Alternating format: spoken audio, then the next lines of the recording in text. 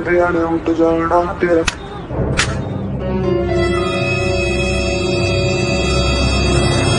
मेरी खामोशी को मेरी कमजोरी मत समझना, मैं मन ही मन में बहुत गाली देता हूँ। कि तोहरा घरवा के समनवा से रोज जाई, कि तोहरा घरवा के समनवा से रोज आई और मुश्किल कर दे तोहार जीना, कि तोहरा घरवा के समनवा से रोज आई और मुश्किल कर दे तोहार जीना। और जहिया ना तकबू एक करे जा वहिया चिल्लाब लेला पुदीना, लेला पुदीना। मेरा चैन वैन सब उजड़ा, जालिम नजर हटा ले।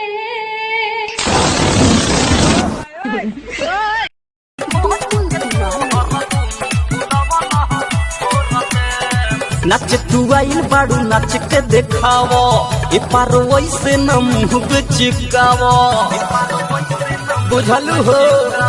नच तू आइल बाड़ू नच के देखावो, ए पारो वैसे न मुँह चिकावो। तार मायक के ढोढ़िया में जोर दे, अरे अखड़ा के लाठी से खोच के तोहर दूनु फुलवा न फोर देम।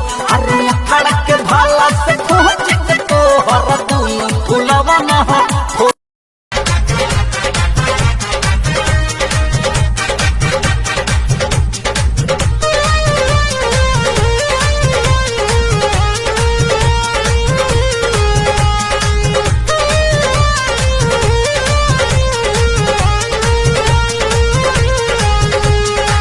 लागे लुची कंचिली छुए दमा जमीली, लागे लुची कंचिली छुए दमा जमीली।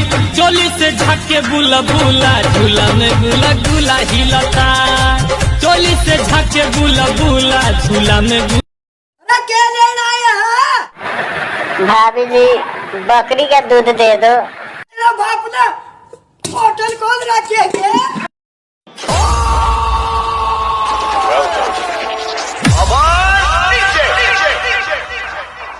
अगर हमारी आवाज ऊंची हुई, हमारी आवाज ऊंची हुई, हमारी आवाज ऊंची हुई, हमारी आवाज ऊंची, सबका फट जाएगा, सबका फट जाएगा, सबका फट जाएगा, सबका फट जाएगा। कृपया डीजे के सामने से हट जाए, हट जाए। अरे दिल के दवाई दर्रो, हाँ अरे पीला में क्या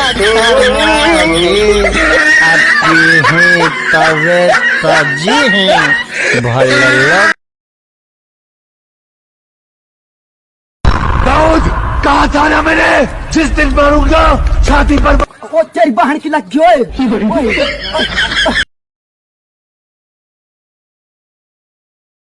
बहिया में कसी के सैया। हाय दैया मार डाला रे। हेलो, का हो जान का हाल बा? अपनो ठीक है बा। ए जान बहुत मिले के मन करत बा हो। तारा पीछे पड़ल बा जमाना, आह भरे लेन कितना दीवाना। नाही तोड़ पावा तनिका चिखावा, नाही तोड़ पावा तनिका चिखावा। कहल पका है इनकार करेलू, का हो जवनिया चार डलबू, चार डलबू का